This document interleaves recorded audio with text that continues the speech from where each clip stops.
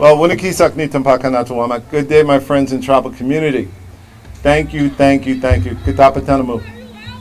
It's impressive and it's powerful when our people and people in general walk for a cause that is so important around sovereignty. And sovereignty is a word that just gets thrown around a lot. And I'm sure our ancestors, I don't know, Jesse, they didn't have a word called sovereignty, did they? They did? And they knew what it meant, right? And it was all about this land, right? And being free as the people who we are, to live as the people who we are, as the people we are, the Mashpee Wampanoag people.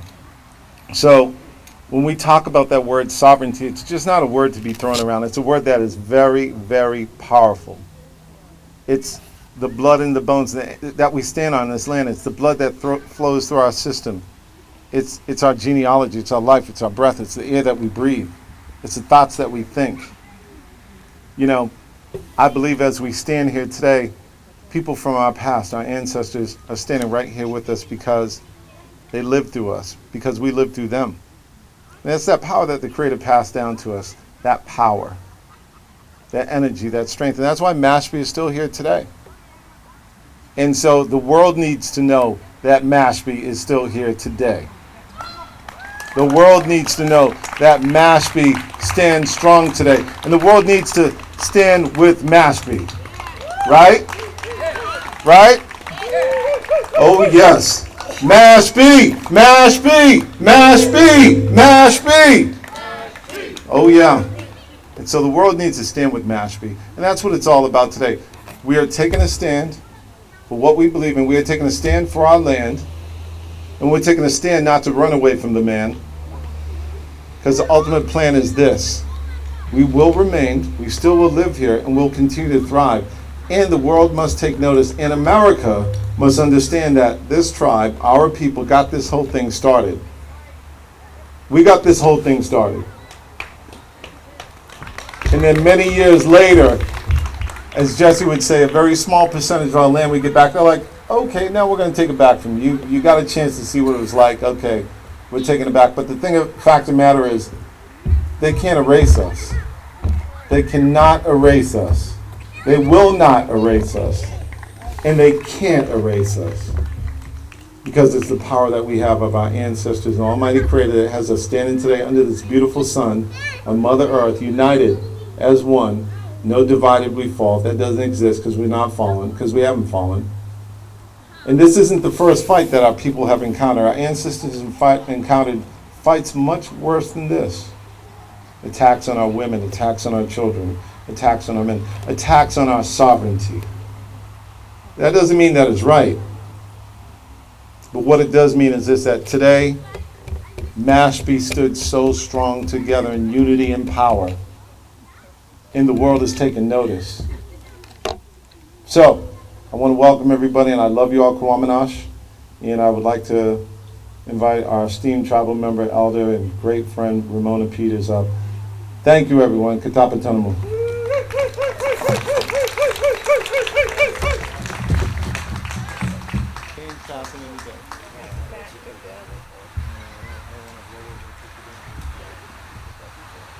That did happen, didn't it? That did happen.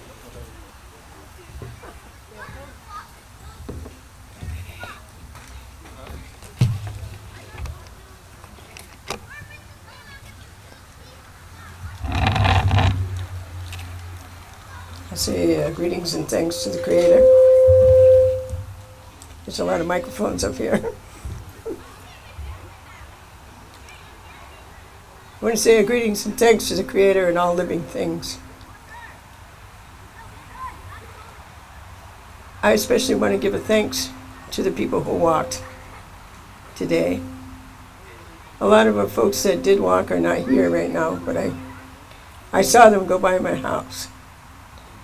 I saw them, people walk through the town of Mashpee. Walking through the woods of Mashpee together, it brings great joy to the ancestors.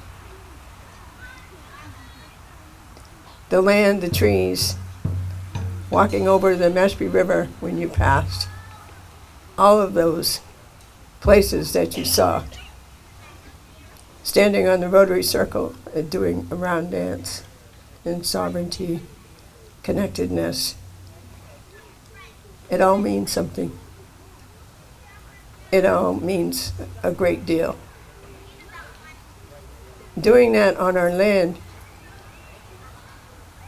is what keeps us indigenous. Indigenous. Indigenous. That means that we are engaged. We're involved. We're rooted in this land, being indigenous. That means that this is the place of our origin. This means that this is the place that our Creator planted us. Gave us this area. Gave us this area to say, Mashpee, Wampanong, this is for you. Gave us a language, gave us a culture. All the animals, plants, fish, those that come and go by seasons, they all know us, and they have known us for many thousands of years. We're indigenous. I want to say and remind you that this land has never abandoned us. No matter whose name is on papers, in whatever office, this land knows us as indigenous. It knows us as one with it, as long as we stay one with it. The energy of this place is very strong. Once it becomes part of you again, we can make anything happen.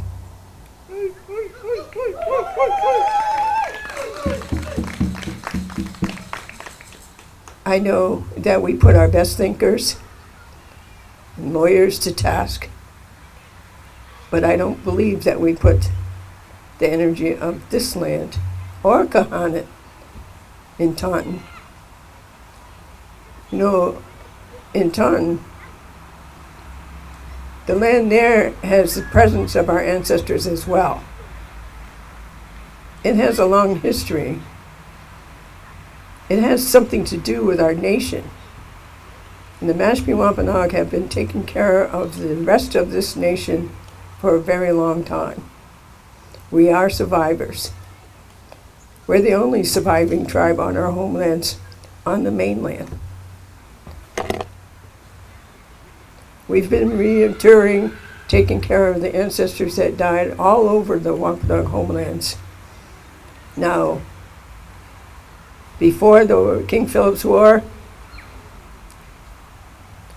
the colonists insisted that we disarm at Kohanet.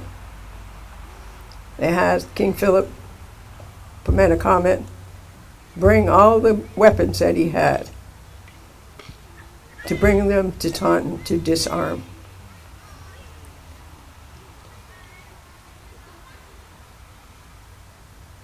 When I know in my heart, when we chose that place to protect and hold as our own, we were not saying that we were going to disarm again. We're not disarming again. We may not have. We've been changed. We have already changed that land. We removed and helped remove the dam that used to hold that water back on the Kotli River. We opened it up so that herons would flow up that river again and spawn. You know how we like our herons. It is part of our home. In Kohanet, we need to keep it. We need to keep a presence that speaks to our nation. In Mashpee,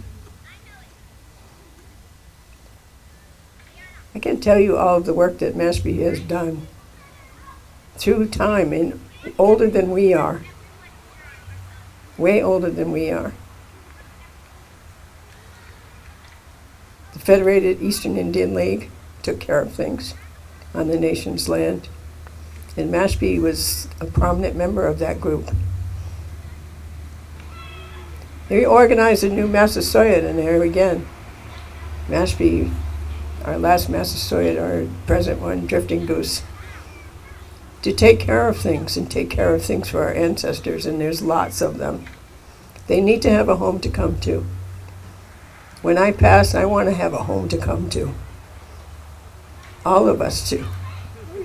This is the place. It never goes away from us unless we go away from it. So stay Indigenous. Thank you so much for walking through Mashpee today. We needed to remind our neighbors that Indigenous people live here.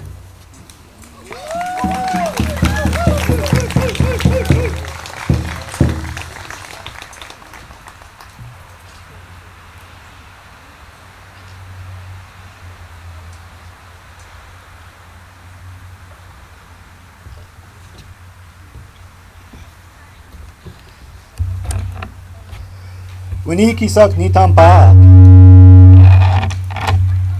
Good day to my friends. And thank you all for coming out. Thanks for showing support to our cause here today. My name is Hartman Deetz. Nataswis Hartman. Nutamas Masipiat. I'm from Mashpee.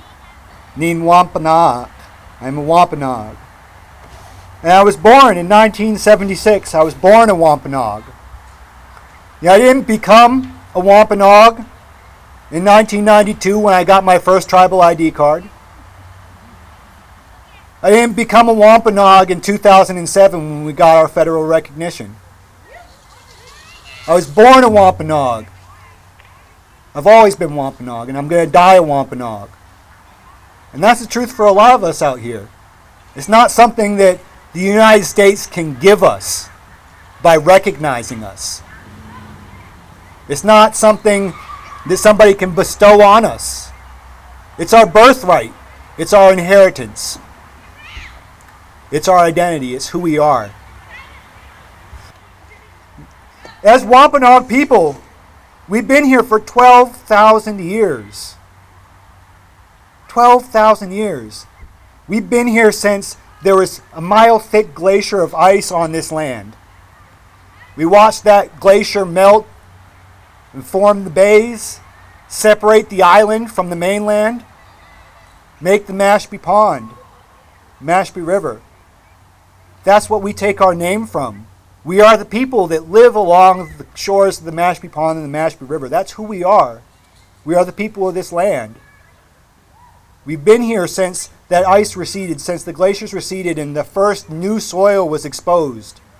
We were the first life to walk on this land when the new plants and animals were coming up and had never seen the sun since I don't know when. Since before that ice had covered us. We are the people of this land. We are the first people of this land. 12,000 years. We've been here. We measure our time here in millennia. And yet we are expected and asked to justify and define ourselves and meet the standard of a nation that measures its existence in mere centuries. 200 years old. 200 years old, and we've been here for 12,000, and we're supposed to explain ourselves to them. We're supposed to conform to their laws, to their needs, their expectations. How outrageous. How horrible. How inhuman. The fact that we've been here to watch all these changes, and we're still here. And my father's on a piece of land that's never been owned by a white man ever, since the original division of land. Along with Seaman Turner, along with Ramona Peters, along with Mills, along with a number of other folks that have been on land that's never been owned by a white man ever. It's been in Wampanoag hands since the original division of land. There's a lot of people who have pieces like that through this town.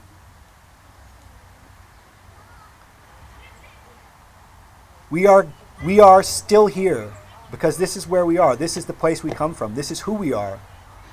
We are a part of this land. And the idea now that we might be somehow pushed out, I can't afford to live in Mashpee anymore.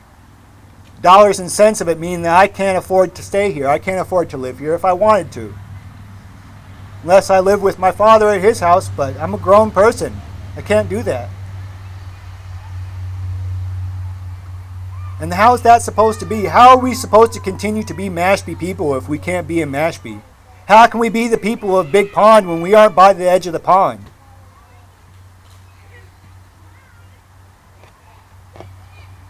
So this is about the land, yes. It's about a casino, yes. But it's about something far deeper than any of these things. You know, when we tried to get our case pushed forward on its merits, of just the evidence of who we are, that we've been here for this long, we couldn't be heard. It took the funding, the money, to grease the wheels of justice to get our day in court, to be heard, to be able to say, we are who we are and you don't get to define us. And when that case came into court and we had that day in court, they said it was the strongest case ever brought before that commission to decide whether or not we got to be federally recognized as an Indian tribe. But that's the thing, is that we shouldn't have to ask them to define us. We should be able to define ourselves. We should be able to control our territory. We should be able to define how we live here. We've had laws. We've always had law and order. And yes, the people who've come here, who've showed up here, who haven't respected the law of the land, the law of the people of this land, and they expect us to conform the ways that they do business.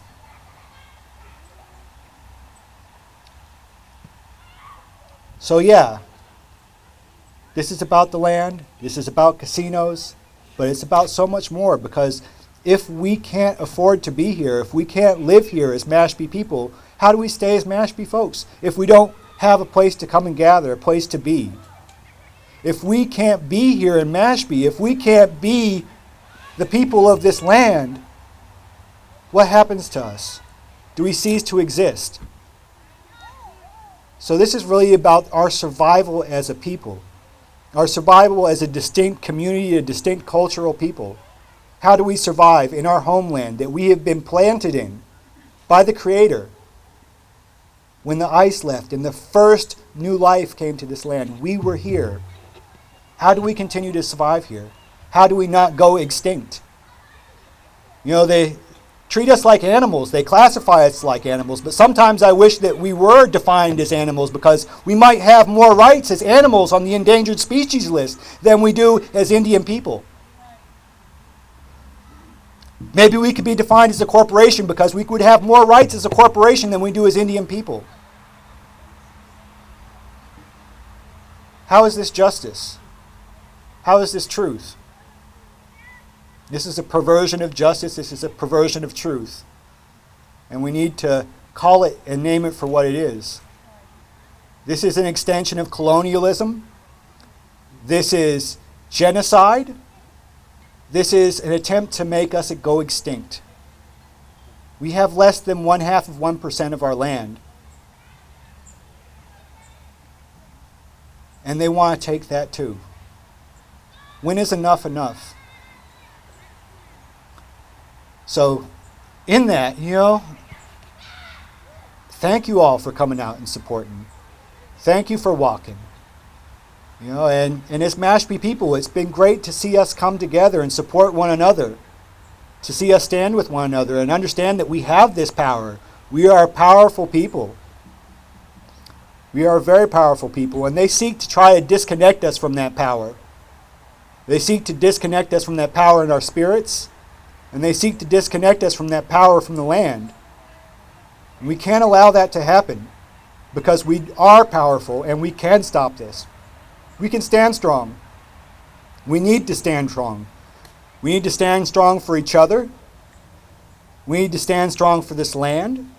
to make sure that it's not overdeveloped to strip mall like every other patch of land on Cape Cod.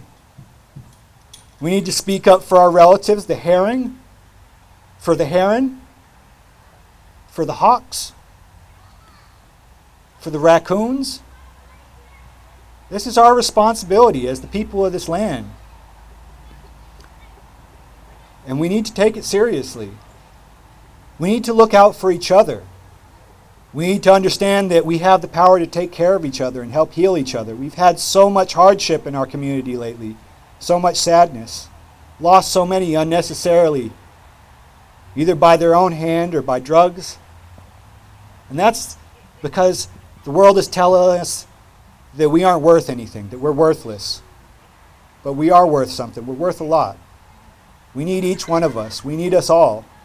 Each one of us has value, and each one of us helps to make the whole community stronger. Each individual. We need you. And as well, it's great, and we've got some speakers coming up. Some folks that are from other nations, around Turtle Island, around this hemisphere, this Western Hemisphere. And, these are folks who I reached out to, some of them, and asked them to come because I've been able to get out to where they are, and I've been able to stand with them in their struggles. And this is also great because they've come to support us in our struggle, because we have to understand that Native people's struggles are all connected together.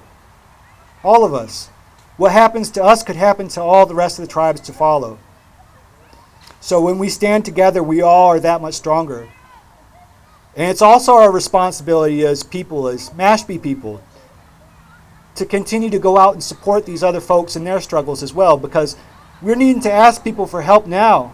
And I've been able to reach out and ask for the people that I've been able to stand with shoulder to shoulder and ask them for help. And that's what brings that help back, is being there and showing up for them. And that's also our responsibility. It's not just to Mashpee, but to all of our people, all over Turtle Island. And we have to start doing that. We have to realize our power and understand how strong we are. And we have to go to these places, and we have to support other indigenous people, because it's all the same struggle. It's all white settler colonialism, whereby one group of people have rights and another people don't, by virtue of our skin. I was doing a talk the other day, and one of the guys had gotten a little bit shaken up. He said, "I don't want to be defined as a white person." And I said, "Well, sometimes I don't want to be defined as being an Indian. It'd be nice if we could all just be human beings. But sometimes we're denied our human existence, our basic human existence, our right to be here in our homeland, our right to be in possession of our homeland, even this trust situation. This land into trust, that land is held in trust because the federal government says the Indians are incapable of managing our own affairs. And that needs to change as well. We need to be able to hold our land outright, all over this land. The original people of this land need to be able to hold onto our title outright without any overseers, without any trustees that can't be trusted. And we need to fight for that. We fought for a long time, and we're still fighting. And thank you for coming out and joining us in that struggle. Because win, lose, or draw with this one, it's just one step. It's just one battle. I hope we win, but we have to be ready, because there's going to be more to come tomorrow. We know this, we understand this. So please, stand together. Help each other. We're all we've got. Thank you.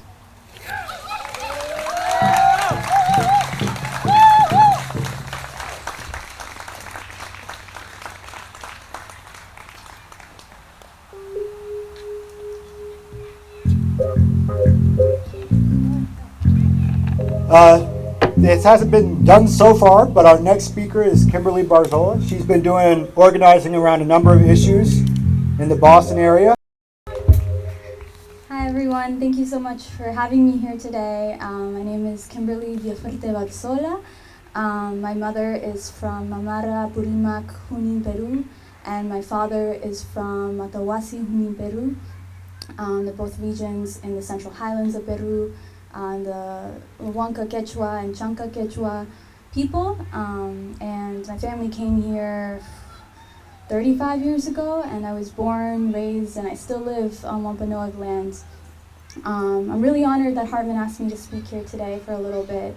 As someone who is indigenous but is thousands of miles away, train rides, plane, car rides to get back home, and expensive too. But this is the land that I know. This is the land that I was raised in, and I have so much respect for everyone here who has come together as a community to recognize the strength that you have all together here, to stand up for what you know is yours, what has always been yours. The struggles right now that are happening in Peru, they're the same struggles that are happening across the hemisphere, across the world for indigenous people. The mining that's happening in Peru, the land grabbing, the lack of economic opportunities without our input. It's the same wherever you go. But what the point that gets missed often, and when you see when people lose the battles or when their communities aren't together, when they forget who they are. And as more people come to this land, as my family has, we tend to forget. We forget who we are, where we come from. We start to change our ways. We lose our language in the same way. I'm relearning mine now. And it's a different place to come back here and to hear people speaking in their own language, and people to be proud of who they are here in this land that is theirs and that has always been theirs. And for me, I carry that so gratefully in my heart that I'm able to be in this space. I live in Boston now, but I knew I had to be here today when I heard and when Hartman shared what was happening here and what I've been reading. So I just want to thank everyone here and know that you have support not just in Boston, but you have support in Peru. You have support all over the world. We know what's happening here, and we're watching, and we stand with you. We stand with you. And yeah, so I just want to thank everyone again and thank the land that we're on, Supai Pachamama. Thank you.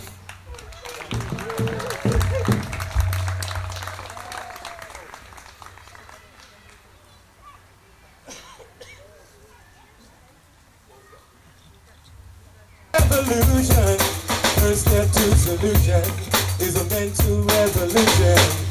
First step to solution is a mental revolution.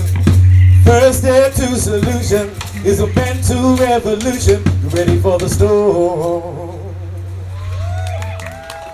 Thank you, the Groovalados. We had a little bit of entertainment. Now we got another few speakers to continue on with our speaking program. So our next speaker is Michelle Cook. She's here. She started Water Protector Legal Collective, and she serves on the Navajo Nation's Human Rights Commission.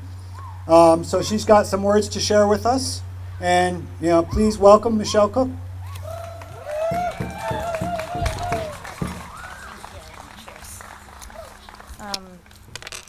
Hi everyone, Yat e Michelle Cook Yanishye. Hanagatni Nishlint Bilagana Basis Chin Tobahi Dashich e Bilagana Dashanali. My name is Michelle Cook. I am born of the One Who Walks Around You clan of the Dene Nation. And this is how I identify myself as a Dene woman. Ladies and gentlemen, esteemed guests, it is my privilege and my honor to stand with you today. You know, when Hartman told me that he wanted me to meet his family, I didn't quite know that he had this in mind. But I'm thankful to be here with you. I'm so thankful to be here with you. And when we heard about the DOI decision to dispossess Mashpee people of what remains of their ancestral lands, we were shocked and appalled. Appalled and outraged that in 2018, this United States government continues its racism, its discrimination, to violate the rights of indigenous peoples. Your right to legal and juridical personality is a human right. Your right to occupy your traditional homeland is a right that the government cannot extinguish. For how can they extinguish something that they did not create? Creator put us as indigenous peoples here on this land. We are the ancient ones. We are the predecessor nations. And this is who we are as indigenous peoples. This is who we have always been. And we will continue to stand as indigenous peoples for one another. This administration continues to take our nation into new bottoms. But as a wise woman once said, when they go low, we go high. And we're not only going to go high, we're going to go deep. We're going to go deep into our roots.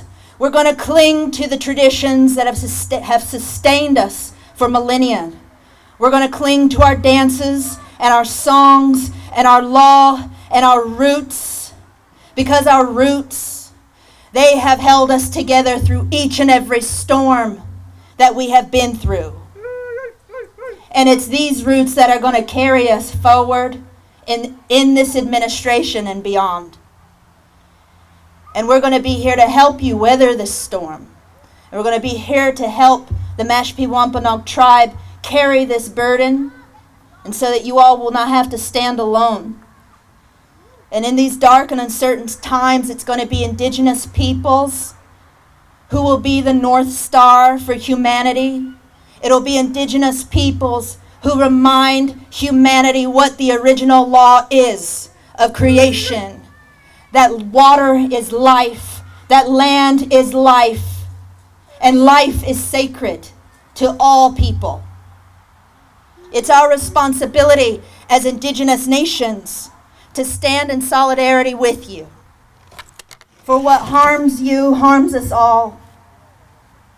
So we have to stand together now to provide mutual aid and mutual support, as we have always done as Indian nations through our diplomacy and our ancient traditions of law. Now I know, and I have a very distinct message for those bullies who are behind this decision. Bullies now are being exposed.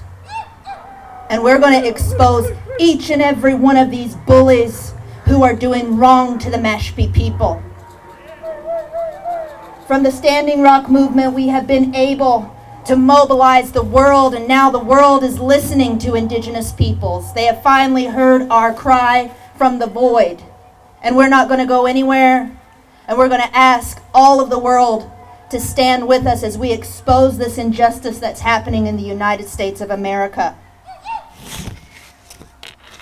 I want those bullies to know that while they may think that they can get away with this, no one gets away with the harm that they do to one another on this planet. Not the Pope in Rome, not the banker in Switzerland who sits upon the world's gold, not any of these men who think they are untouchable will get away with what they have done. Creator God will give us justice in this world or the next. Or the next. And those people who think that they can get away with this, you will not get away with it. We will expose you one way or another. You will be held accountable, and you will go down in history for this. And so shame upon you, and shame upon the DOI. We have to have a shaming ceremony for these people. Their ancestors are ashamed of them for what they've done.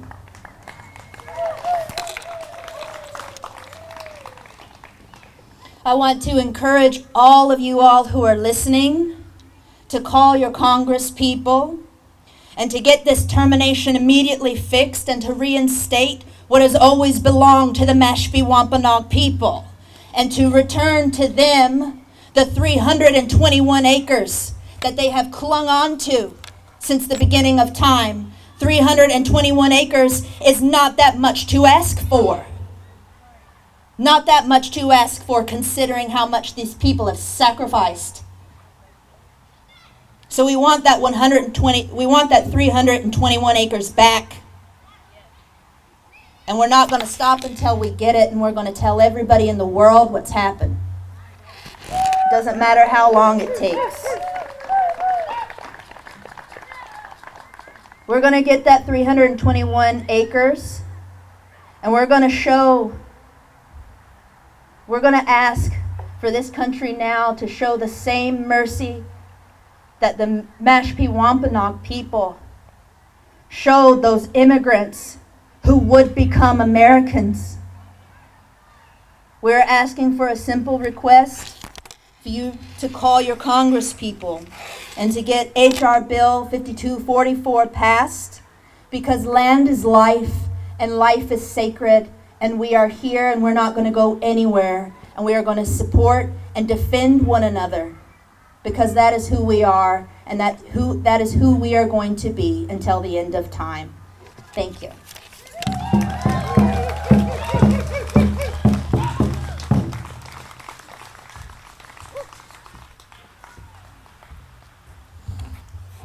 Well, thank you so much, Michelle.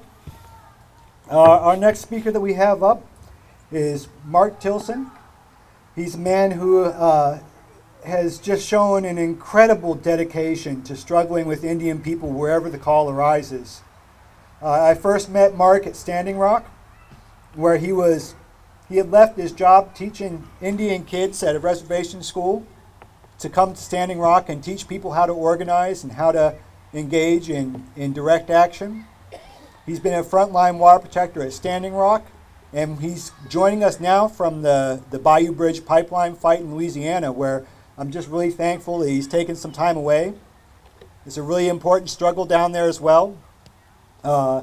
It's a matter of land. It's a matter of the federal government not recognizing the native people down there as the rightful people of the land. It's a matter of them trying to push them aside for profit and greed. And I'm just thankful that he's willing to take the time away from that very important struggle as well, where they're facing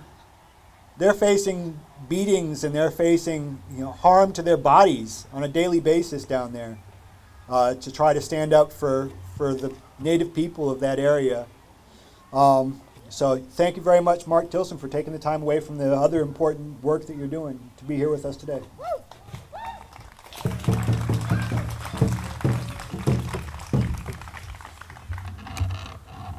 My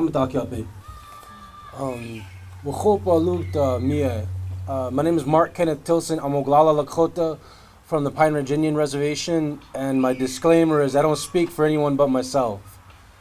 I gotta have to say that because my relatives back home would kind of shame me out if they thought I was speaking on behalf of all the Oglalas. I met Hartman at Standing Rock, and he also came down this summer with Michelle to the Bayou Bridge fight. One of the things that we know is that when we get pushed into a corner, we have to push back.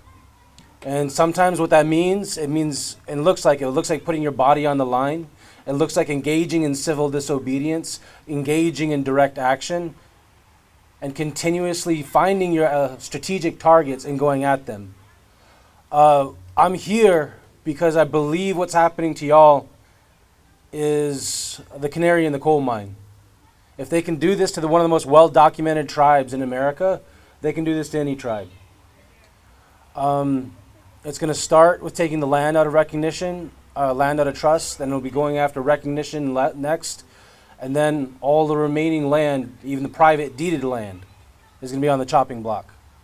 This looks like it's the beginning of another termination era in the history of Indian country.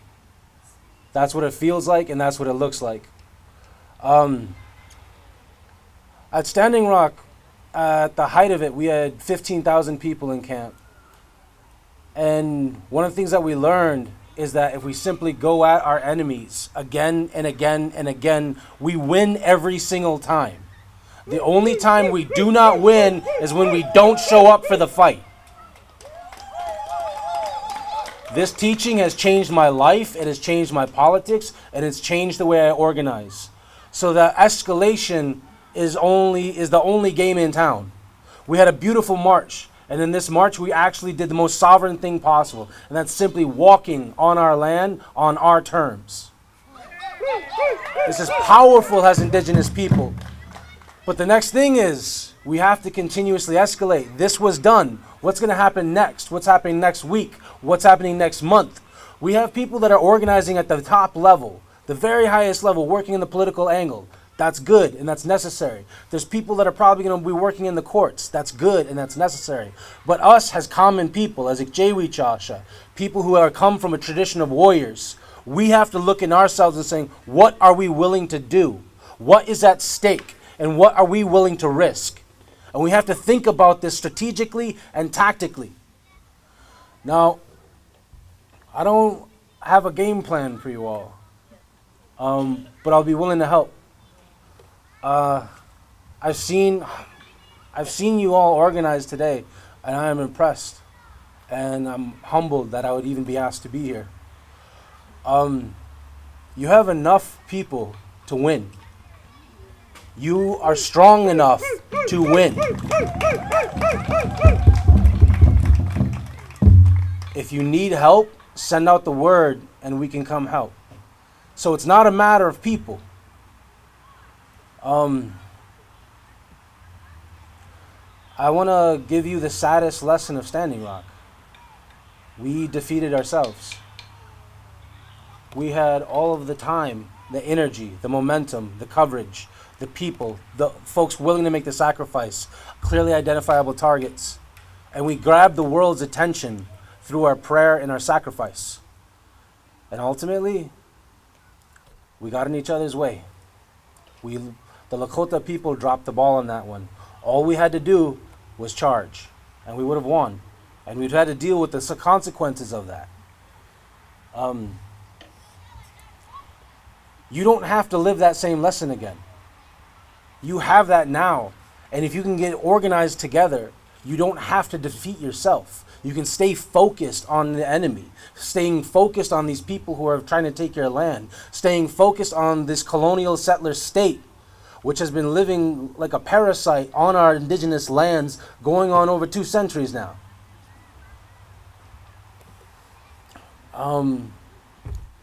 I got another pipeline to fight, and I'll be taking off tomorrow to go back to it. I want to thank you for your continuous generosity, and I want you to know that Indian country is looking to the east and looking to the people of the Eastern Door to see what happens here. You are all loved. Oh.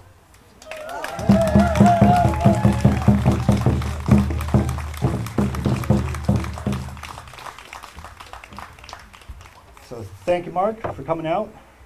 And now we have our last speaker, winner of MacArthur Fellow, MacArthur Genius Award, a woman who I would say, she'll get mad at me for this, single-handedly revived a language. No, it was a team effort, but she definitely led the way. And that leadership is something that she's shown real humbleness in. We need leaders. And sometimes leaders don't necessarily choose to be leaders, but we need them anyway. And we need leaders right now. And, you know, I've had my difficulties with Jessie in the past, but I've always admired and respected and loved her and love her leadership because she is someone who loves and holds the people in her heart. So, you know, with that, our Vice Chair, Jessie Littledove.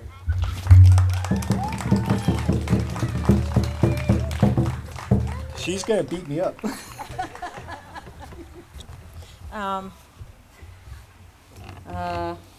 Told Hartman that everyone pretty much said what I had to say. What Wampanong, Wampanong ka onkatakanak pyonsh. Tasuis Jesse Quiniquais Nu Tomas Mississippiat Ka Wonk Natai Mississippiat Ka Katwat Nin Sonkarsh Quata Mississippi Wataki Mon Katabatanamu Awami Ni Tomp A Nonak Niwachi Kapiomu Yukiskak. Thank you all, and I'm really grateful that you're here today. And I didn't prepare anything to speak, but there are those that came before me that did prepare. And that's why we're here. We're here because you need to know that all your grandmas before and all your grandpas before want me to tell you that you are Indian enough. You are Indian enough. You are Indian enough when they took your children away for 12 years to Carlisle Indian boarding school to assimilate them. You are Indian enough when Buddy Pocknick got beat nearly to death just for exercising his Aboriginal rights. You are Indian enough when David Hendricks was shot to death by a police officer, basically for being an Indian. You are Indian enough when they said, we recognize you as a historic government. And when they try to tell you they're taking your sovereignty, you're Indian enough to stand on your own 2 feet and not take that shit laying down. You are Indian enough, is what I'm here to tell you. And in honor of all of our grandmas before, and in honor of our Shanks who came here to stay from the area of Pakanaket, in honor of her, in honor of her sister Weetamoo, a great chief who fought and gave her life so we could stand here today, who had her head cut off and hung on a pike in the middle of Taunton Square. We owe her this work, this walk, this struggle, and it ain't going to be the last one. Believe me, you all know this already.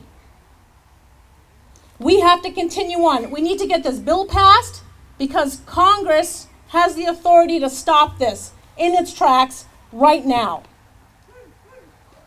We also have a responsibility to the other 127 tribes that got their federal acknowledgement after 1934. They're coming for them. If they get us, they're coming for them too. So we need to stand up for our brothers and sisters as well as ourselves.